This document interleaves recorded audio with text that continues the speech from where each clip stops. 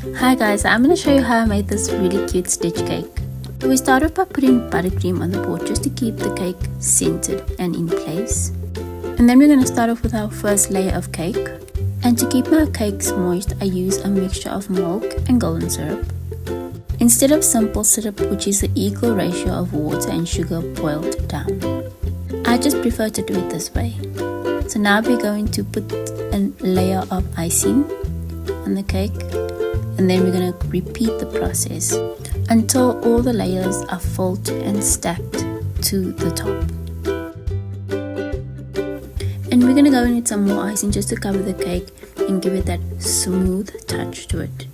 Then at this point I realized that I had butter specks in my icing, and that just simply means that the butter wasn't at room temperature when I mixed it. I had to take half the batter, put it in the microwave, and then mix it together again so that it becomes the smooth texture.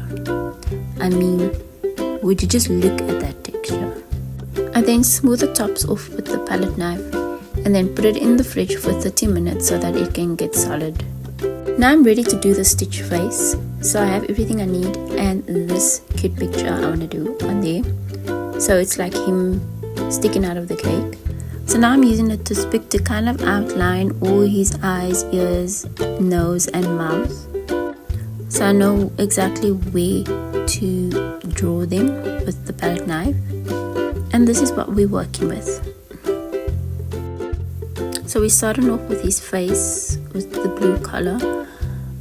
I really wanted to kind of do parts of his face, but then later on I realized, okay, no, you know what, I'm just going to do his whole face and his whole body, and then I'll do the eyes and the nose and the mouth on top of it. Then I'm going to do the ears. Here was a little bit tricky because I just needed a small part of his ears to like peek out, because I want the rest of the ears to be pink, and then I'm just going to finish up the rest of his body. Here I'm going in with the ears.